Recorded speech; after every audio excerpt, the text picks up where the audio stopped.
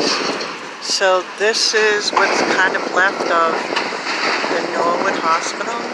It got flooded either year or 2 years ago, I can't remember. And it totally messed up the whole structure of the hospital. So they're tearing it down, guys. I don't know if you can see. Let me see if I can get a little bit closer to what they already did.